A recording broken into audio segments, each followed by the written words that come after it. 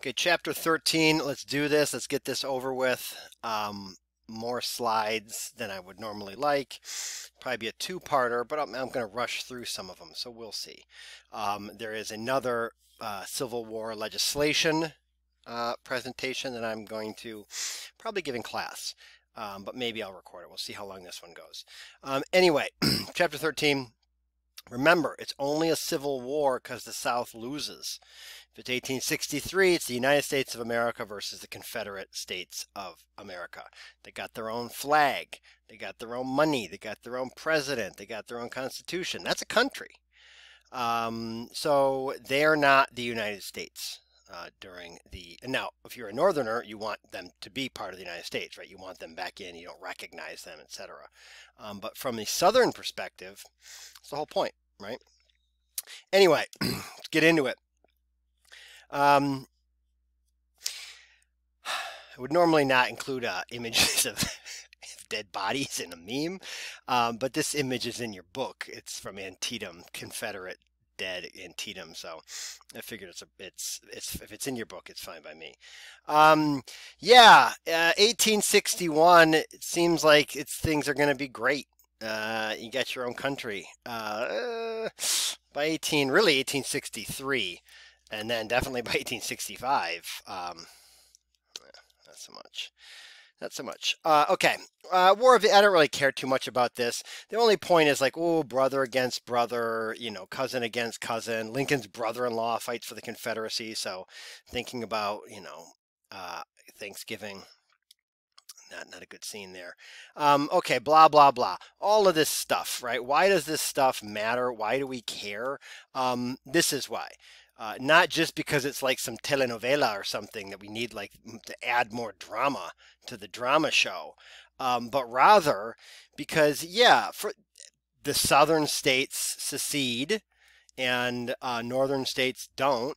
And then there's these kind of border region where loyalties are particularly divided. Virginia, for example, that's where we get West Virginia from. They split off from Virginia and say, we're not doing this thing. We're poor white farmers. We don't have a dog in this fight. But more than just the regional character of the Civil War, this is a war about ideologies. It's a war about how you think about the United States. All kinds of people support slavery. There's plenty of Northerners that support slavery. There's Northern Democrats that support slavery. There's Northern Democrats that want to just have peace, etc. And in the South, obviously, the white sentiment is if you're rich, pro secession. If you're poor, it depends. But if you're black, there's 4 million people in the South that definitely support the Northern cause. So this isn't just about region. It's about, right, ideology. The South thinks they're on the winning side of history here. The North thinks they're on the winning side of history.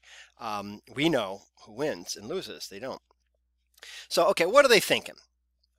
Let's look at the balance sheet here of war. The numbers game don't lie. United States has 23 states. The Confederacy only has 11. When you look here at these statistics, total population, way more people, which helps obviously when you're sending young men into war. Way more money, way more factories. Now, okay, the South's got cotton, but it's not, cotton doesn't make a very good, offensive weapon. Food crops, same for the North. Horses, same for the North. They got donkeys. They got mules. Railroad track. I mean, it just does not look good. And the railroad track that they have, actually, the South is so geeked out about states' rights that different states have different gauge rail line. So it's not as though a train can just pass, right, without a hitch from, literally, right? You have to hitch a train onto something.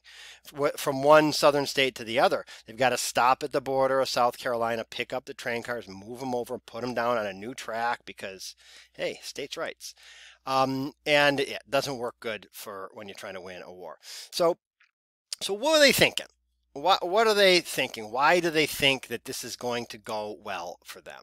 Are they just idiots? Hey, maybe. But let's try to think at a little deeper level here. On the one hand, Yes. Is it ironic? Is it a contradiction that they think that they are the inheritors of the spirit of the revolution of 1776? I mean, they had slavery back then, so why wouldn't the Southerners think, right, that they were the inheritors of that rhetoric of equality? Um, and they look at the colonists, they go, hey, look, they did it. You know, they fought a asymmetrical war, to use the fancy term. Asymmetrical means like, you know what asymmetry is?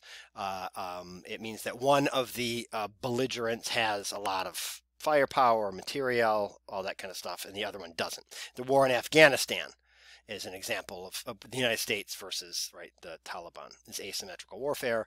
The Revolutionary War was asymmetrical warfare, and this also, right? Colonists can do it, they can do it. They also think that they're the better society, right? They think Southern, now, of course, they meaning like white people and rich white people in particular, right? Greeks, Romans had slaves. Greeks and Romans have, yeah, it's democracy, but it's a democracy where only a small percentage of the population takes part. They've got that in the South. They think agriculture is, you know, that's the way to go. Why wouldn't they think this? It really is one of these, literally since the beginning of time. Think back to patterns, AP World, Modern World, all of this stuff. It is the advent of agriculture that creates civilization.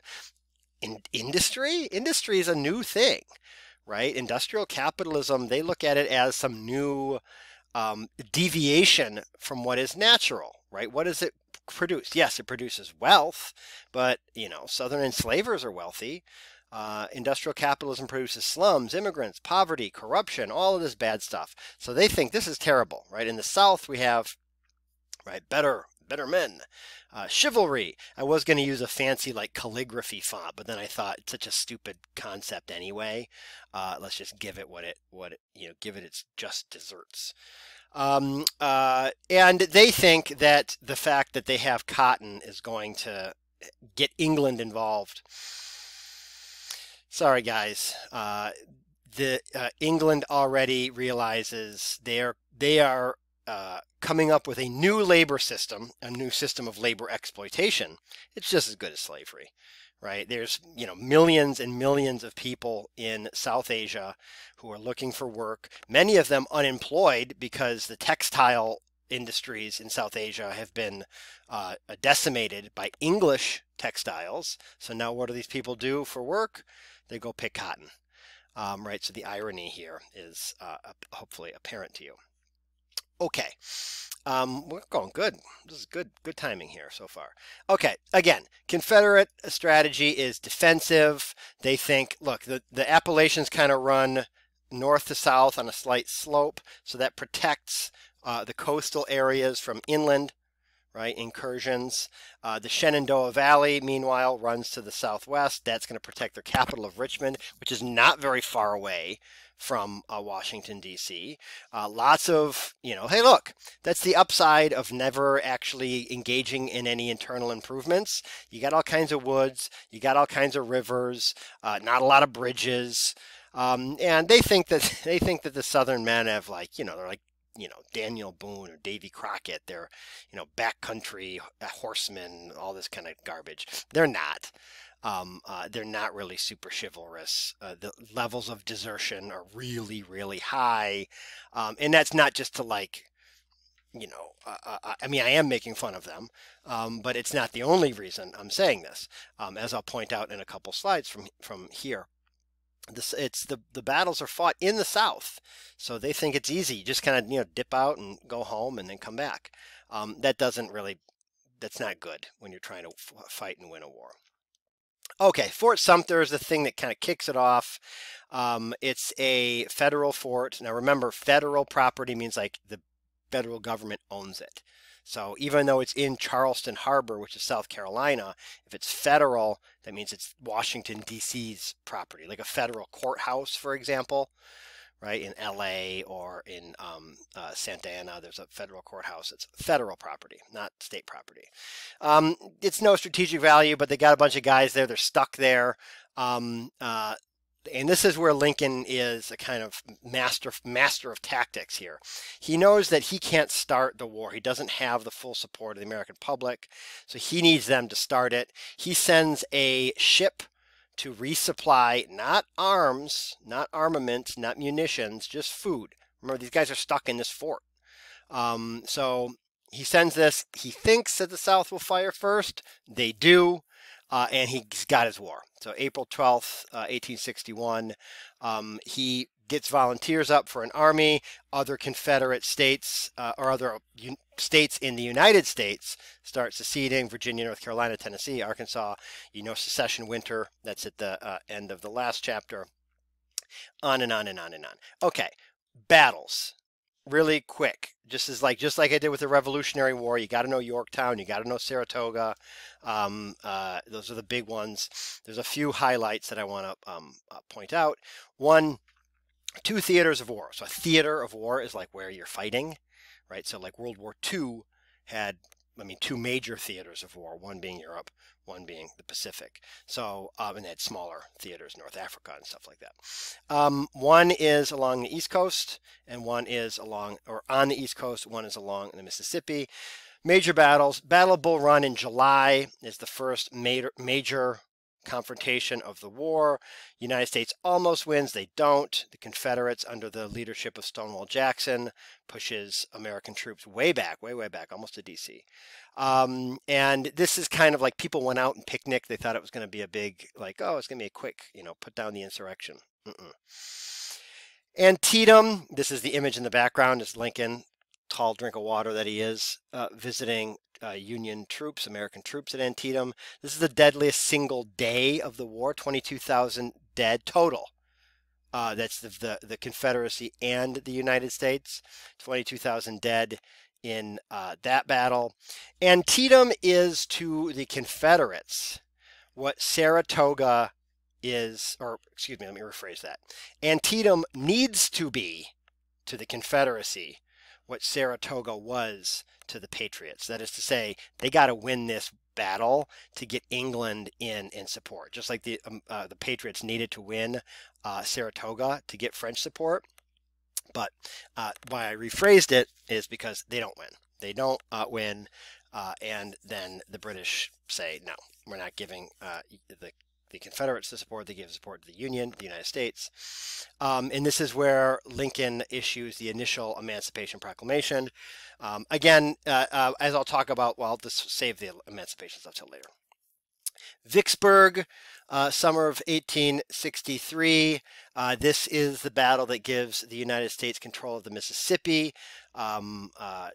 General Winfield Scott has this idea of the Great Snake, which kind of like basically surround the South, up the Mississippi, down through the Gulf, up the East Coast. That's finalized. We know it's basically over by Vicksburg, certainly by Gettysburg in July. Gettysburg being the deadliest engagement of the war, multi-day engagement, 50,000 dead. War goes on for, this is July of 63. We're not out of the war until April of 65. So it goes on a lot longer, even though basically it's just a war of attrition at that point. The South is not going to win. Okay, draft. Both the South and the North have drafts. In the South, they enact a conscription law, that is to say a draft, in 1862. And as your book points out, who can avoid service if you provide a substitute, if you have 20 enslaved laborers. So this is obviously the benefit. Who benefits here? Rich people, right? You're not going to find a substitute that's going to do it just for out of the goodness of their heart. You're going to have to pay them money. That means if your rich people can do it and not, poor people can't. Obviously, 20 enslaved laborers, that benefits the rich. So it's about poor people going to war. Meanwhile, or a year later in the North, 1863, the New York draft riots take place. This is poor whites, mostly Irish. These are people who would support the Democratic Party, not Republicans. They riot over being drafted. The draft is a nationwide thing, so Lincoln has a big problem on his hands. He can't not enforce the draft in New York and enforce it in Minnesota or Michigan or something. What do the Irish do? They attack free blacks. effectively trying to say we're not fighting a war to free black people. We're racist, we don't like black people, and we're not going to fight some war to free them. So they attack free blacks in New York. This would be a community that is more well off than the poor Irish. Part of the thinking historians say is that this is an attempt by the Irish to show, the English don't like black people, right? The like elite rulers, elite ruling class, at least of the Democratic Party. Part of being an American, as far as they can tell, is being racist, is not liking black Americans, not liking Native Americans. And this is kind of seen as a play to like join the club, right? We're real Americans now. It doesn't work that way. The elite New Yorkers really say that, look, this just proves how savage, right? I don't mean that like you all, I don't know if you still use that word, like, like something's good or whatever. This is savage in the like bad sense, like heathen, like, it's from sauvage or silva, right? Of the jungle, if we're going to get all Latin it with it. Okay. We're going really well here. So rich man's war and a poor man's fight. This is still the case, right? Majority of people who enlist for the U.S. Army are poor. They're not well-off people. So this is still the case, but it's definitely the case during the Civil War. The 1/10 tax, which your book points out, poor Southerners have to provide 10% of their crop to support the Confederate government, right, to feed the troops. Poor whites, upcountry yeomen, these are, as the previous slide suggests, it's these people who are going to be serving in the Army. They're also the majority of deserters. As I said, the war is fought in the South. Right, so we can say, oh yeah, the Southerners are cowards or whatever. Sure, that's fine. But more than that, they think they can get home. They know the geography. They think, hey, look, it's harvest time. If it's September, October, they think I got to get home and help harvest these crops. So let me just, get out of here for a couple days and come back. That's not good for morale. Troops move, then suddenly people are on their own, or they don't come back, they don't want to. You can't do that if you're a soldier from Minnesota, right, fighting in Georgia or something like that. It's just too far away. It's not their war. They don't have slaves. They need to work their own land. And then it really decimates the poor Southerners, upcountry yeomen. They don't have much money to begin with.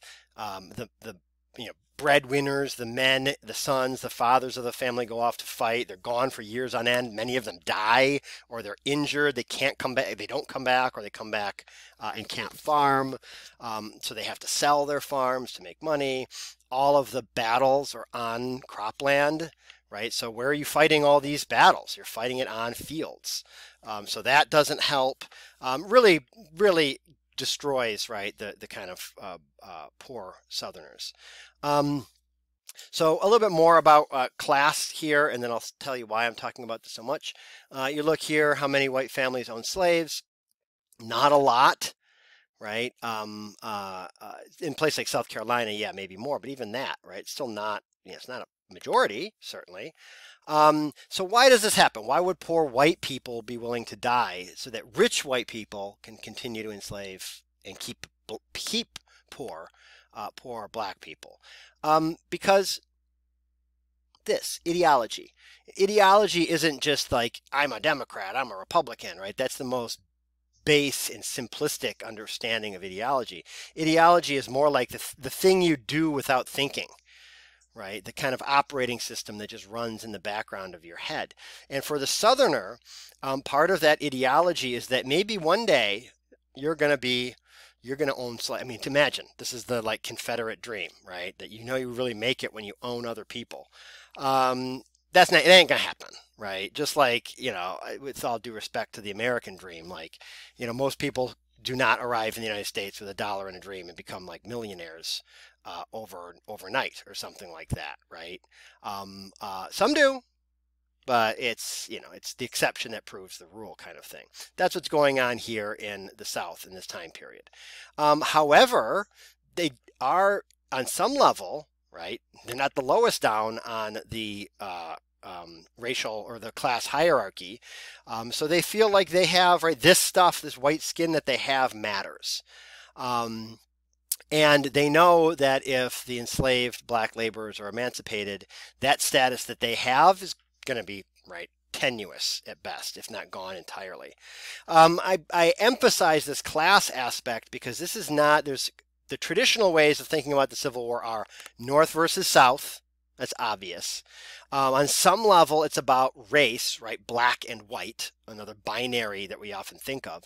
We don't often think about class when it comes to the Civil War. But as you see in whether it's the draft or who is serving, why they're serving, etc., why they're resisting serving, like the Irish and the draft riots, that's all about class as well. So this is a really important thing to think about when we talk about, learn about, read about the Civil War, to keep in our minds that it's not just the traditional binaries of North versus South, black and white. It's also north, south, black, white, and rich and poor, right? That's a major, major element of the story here. Let's see, I'm at 21 minutes and I've got, let's just do it. I'm gonna power through here. I'm at 20 minutes. I'll probably go another 15. You've got me at time and a half speed anyway. I know, so it's not that long. Okay. More about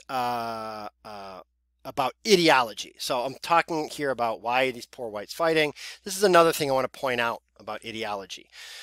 Racists rarely know that they're racists, right? And this is the case whether it's 1860 or 2020.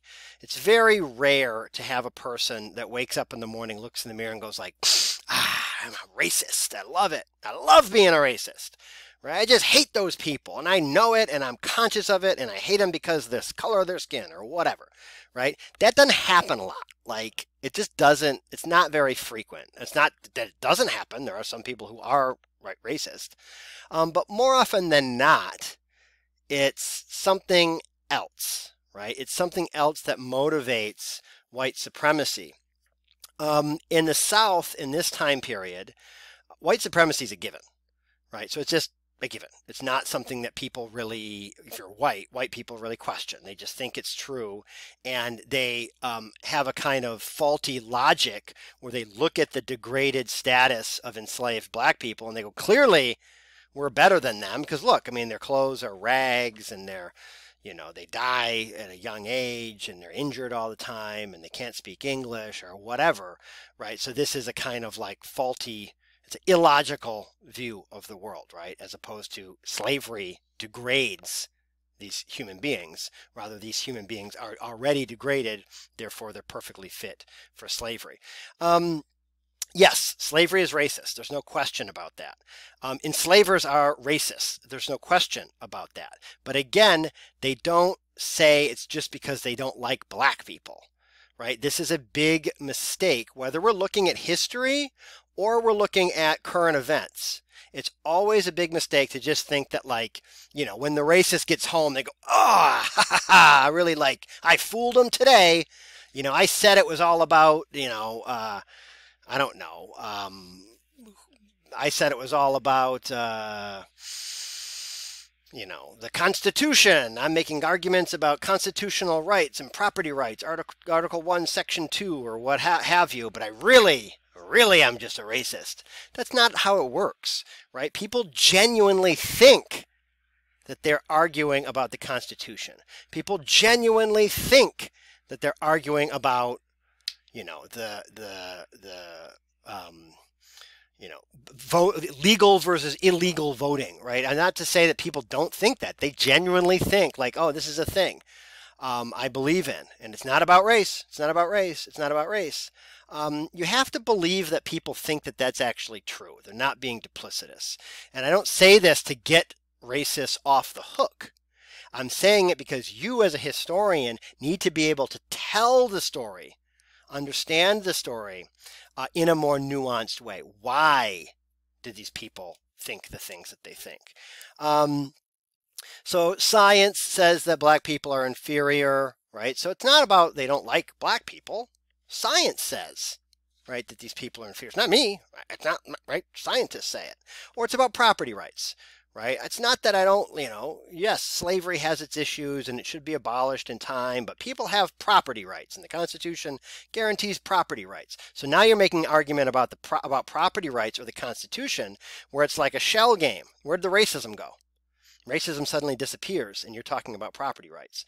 The racism suddenly disappears and you're talking about paternalism, right? These people need us and we're helping them, and it's better than what's happening in the North. I mean, look at the degraded state of these Irish immigrants in factories. They're getting crushed and there's child labor and they're not getting paid enough. They're turning to prostitution and things like that. Like, what we're doing is better, right? So again, there's this veil that you don't see the racism. Yes, are the effects racist? Yeah. Is it racist? Yeah. Are you perpetuating a racist system of belief? Yeah. But not like you're getting up and going, okay, here we go. How can I best be racist today? Right? It's about these other things. Here's an example. This is actually an image that I took from my research I really like, from July 4th, 1862. A white woman's diary. In the entry says, you can see here, the Yankees celebrating 4th of July, perfect burlesque, they who have trampled upon liberty and the Constitution.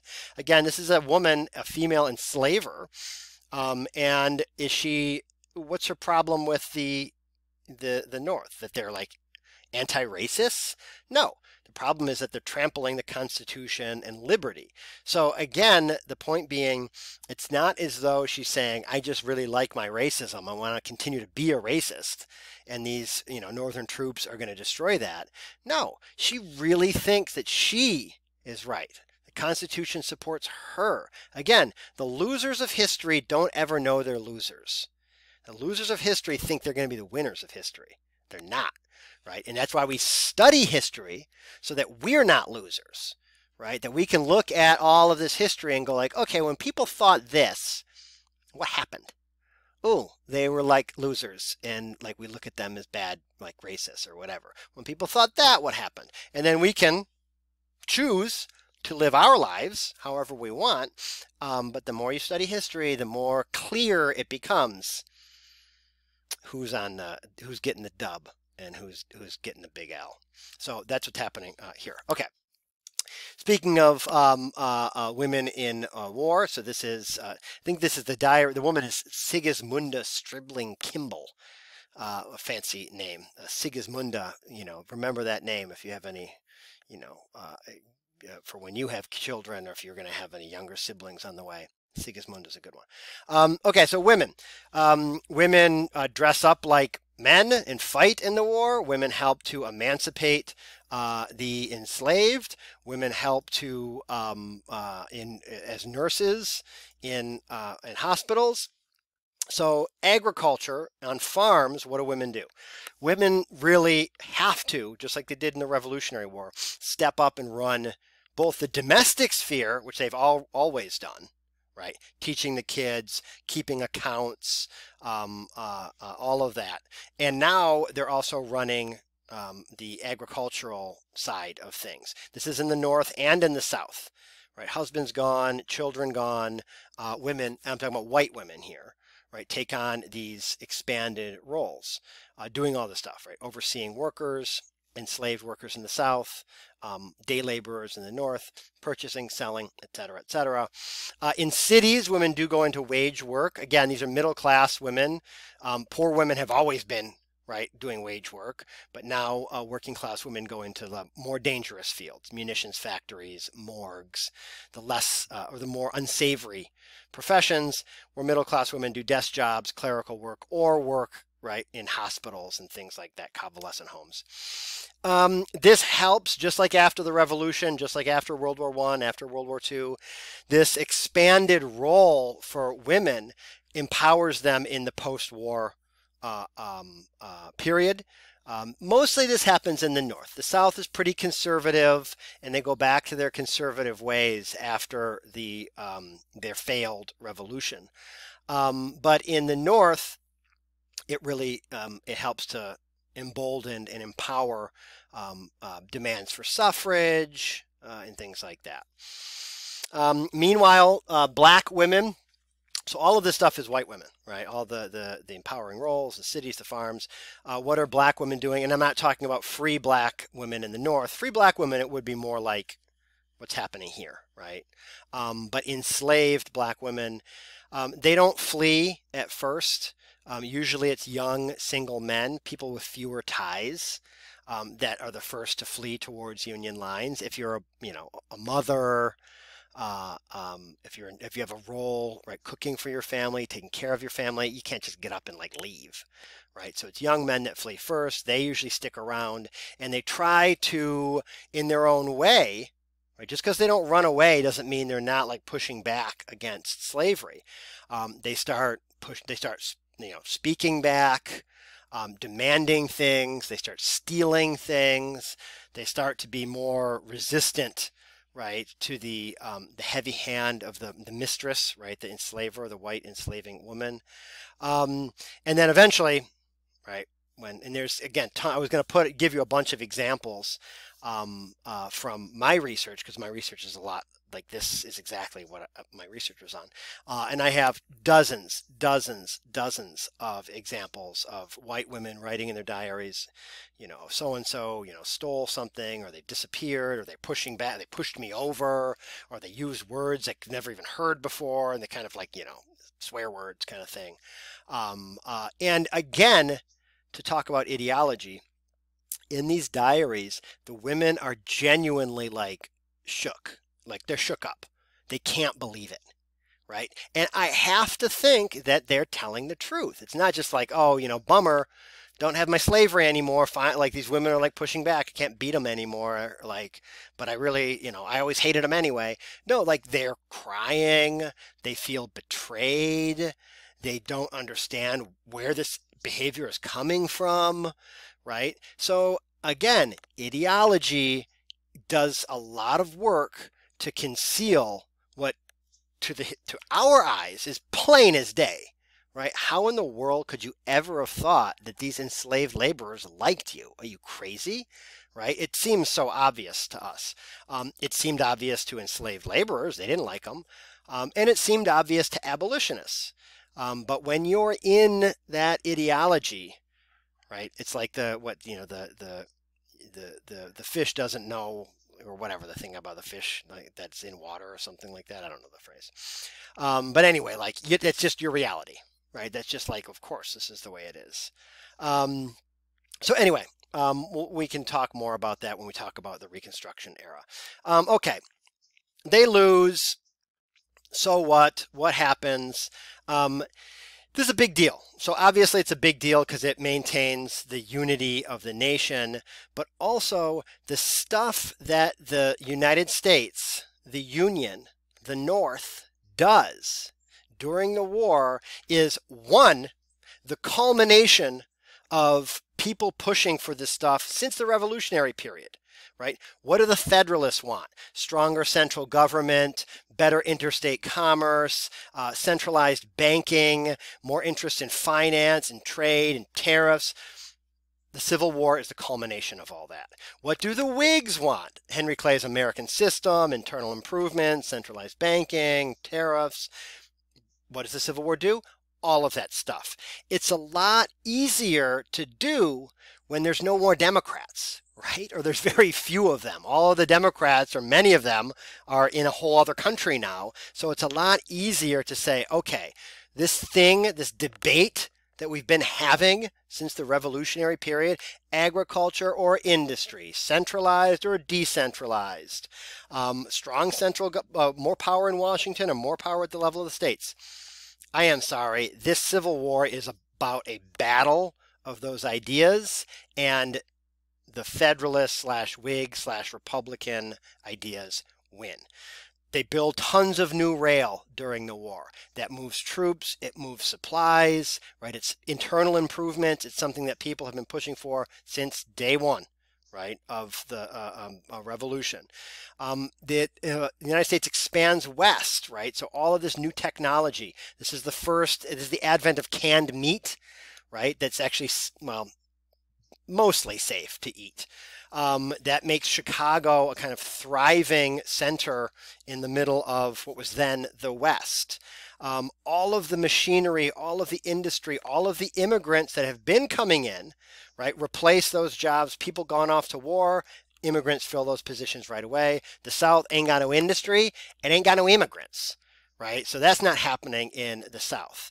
And this really settles that debate, right? American industry wins over American agriculture. It's not to say agriculture is just going to stop. It's going to be super central to the economic prosperity of the United States, but we're an industrial power, right? The Civil War changes the way the government functions, right? You can think of it in that way. The United States could be a plural, right? But it's not anymore. The United States after the Civil War is a singular noun. The United States singular, not the United States plural, right? It really decides that. And then all of this stuff is going to create a new era of nationalism after the war, and it's eventually going to put the brakes on the project of Reconstruction. And the United States is just going to push west. And all of that industry, all of that immigrant, all of those immigrants in factories, all of that central planning, all of that banking, all of that technology goes from aiming south and beating the Confederacy to aiming west, right?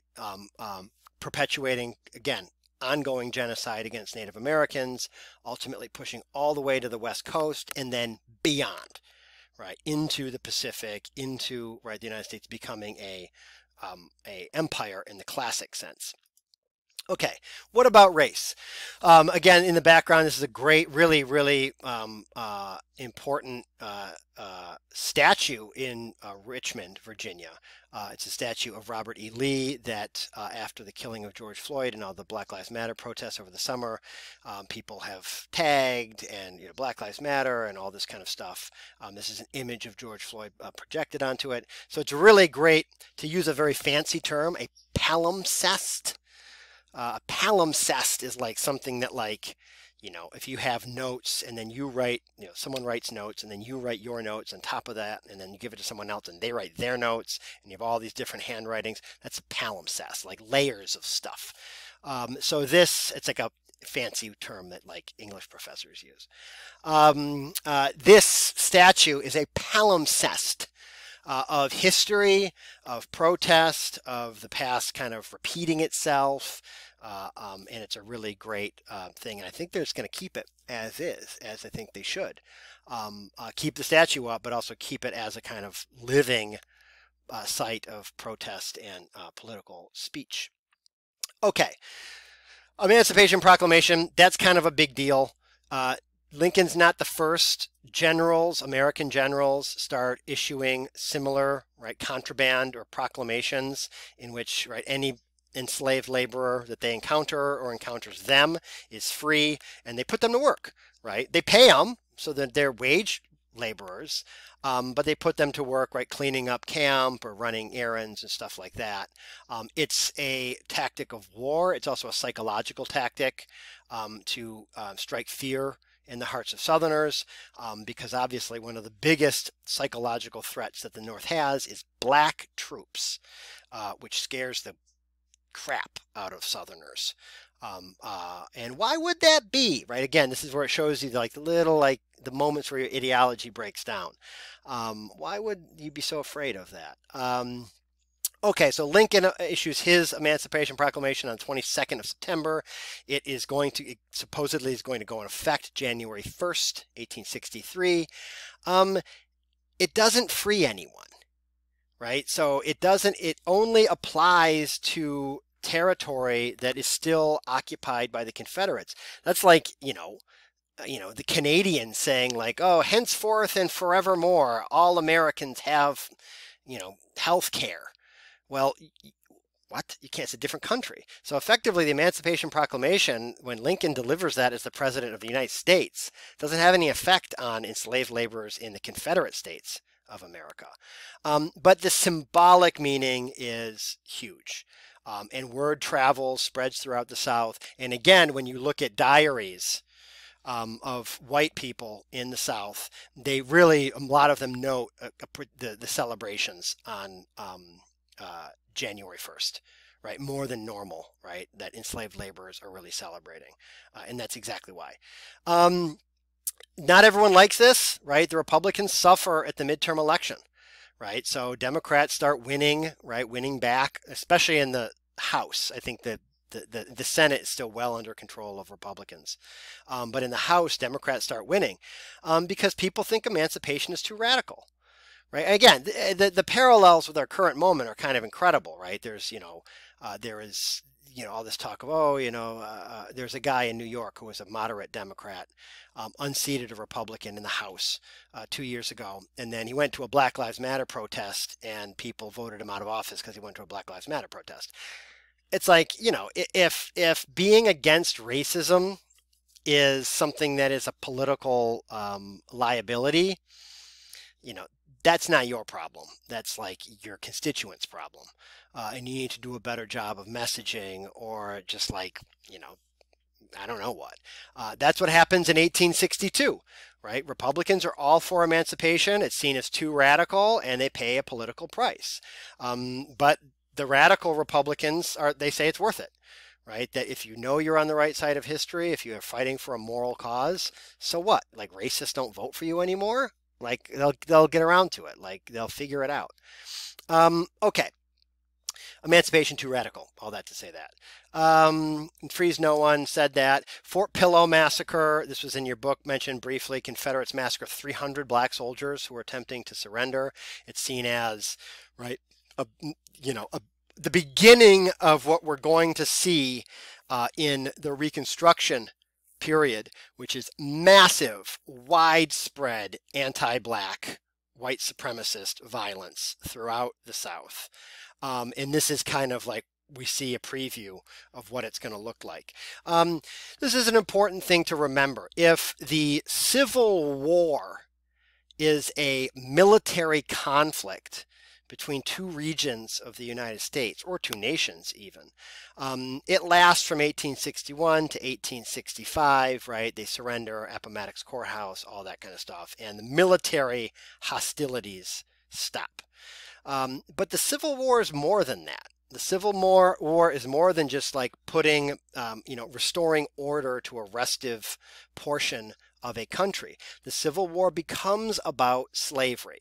It becomes about emancipating enslaved laborers, giving them freedom, passing the 13th, 14th, 15th Amendment. We'll say more about that in the next chapter. If we're going to look at the Civil War as a war about ideas, ideology, a battle against white supremacy, the North does not win that battle, right? Because although military hostilities stop in 1865, all the way till 1877, there's massive resistance to the Reconstruction project. The North finally abandons it in 1877, and when the North abandons Reconstruction, the South wins. Right? So if we're going to say that the Confederacy lost a military confrontation with the North, with the Union, yes, that's true. If the South as a society is fighting to maintain a brutal form of white supremacy, they win that war. They win it in 1877 with the abandonment of Reconstruction, and they continue to win it, right, with the ongoing subjugation of Black Americans up through, right, the 1800s into the 1900s and into, right, the 21st century. So Fort Pillow, 1864, kind of shows us what we're going to have, right, the preview of what we're going to see, right, massive, brutal, inhumane, anti-Black violence. The other thing that starts to, it's always been a kind of like a fear that's been like not actually founded in reality. Miscegenation is the term for like interracial relationships. It's like an old racist term for that. And this had always been, right, the big fear because of patriarchy and sexism, right? What is the biggest fear? for a black man, right, to have intercourse with a white woman. And that is why miscegenation in the antebellum South was seen as such a like, right, going on lynch mobs, attacking people, all based on rumors, right? Because you have the intersection of like patriarchy and anti misogyny and racism coming into this one thing of like white women need to be right protected from enslaved black men. That goes way off the charts after emancipation, right? This fear, constant fear of black men being predators, wanting to attack white women, and that leads to a lot of anti-black violence, lynchings, and just, I mean, really, really, really violent stuff throughout the South. Sherman don't mess around. Well, he's like destroying the South with his march to the sea. I mean, look, I make fun of like the kid, often the boy in your history class that's like way into tanks or like Maxim guns or something, but like it's badass. Like, that's badass. You're like, we're marching all the way from Atlanta to the ocean. We're going to destroy everything in our way. We're going to humiliate the South. We're going to, they have no moral will to fight. No, right? It's incredible. Like, this is where I become like a like dorky boy in your patterns class who's like way into this stuff. Meanwhile, what's something else that he does? Special Field Order number 15 effectively expropriates 400,000 acres. That's a lot of land, mostly sea islands, so the coastal Carolinas and Georgia, and just gives it to 1,800 formerly enslaved people. This isn't because like Sherman is like some Marxist or something. He thinks it's the right thing to do. He also thinks it's, in terms of military strategy, it makes sense because you have all of these, as they're marching, all of these enslaved laborers, families, kids, old people are flocking to them. What are you going to do with them all? Let's just seize all of this land, divide it up into 40-acre plots and say, this is yours now. Go start your new life. Right, instead of following us around. So it makes sense from a military perspective. It is one of these many times in the post-Civil War era where we'll see a moment where things could have been better, right? Where you could have had the formerly enslaved laborers working the land that they had always worked, right? John Locke has this notion of private property. John Locke, English political economist, that private property comes about when you mix your labor with the kind of the gifts of nature, right? So by like cutting the trees down and building the cabin out of the trees, you create something that is yours, right? Not just like communal. Why isn't all of the South? And by that logic, John Locke being a big influence on American political ideology, why doesn't all of the South belong right to the formerly enslaved? Well, it doesn't, right? Andrew Johnson, after Lincoln is assassinated, I was going to make a Hamilton meme about not throwing away his shot, but it was going to be John Wilkes Booth. I forgot. I just remembered that I was going to do that. So anyway, that's never going to happen. Andrew Johnson, after Lincoln's assassinated, rescinds the order and starts pushing back against Reconstruction. We'll say more. Oh my gosh, 48 minutes? Well, again, if you were watching me at time and a half, what's the math on that? And not 48 minutes, right? 75% of this or something. Anyway, before I start really embarrassing myself by trying to do math on the fly, I'll call it quits. That's chapter 12 on the Civil War. There will be another lecture on Civil War legislation. I think I'm just going to give it in class. I'm getting a little hoarse now. I don't want to have to give another 15-minute lecture on legislation, but it just goes through like, the banking stuff and the Railroad Act, legal tender, the Morrill Land Grant Act. So we'll do that in class. What else are we going to do before Thanksgiving? Okay. I was trying to stall to make it exactly 50 minutes, but this is fine. Good enough for me. Good enough for you.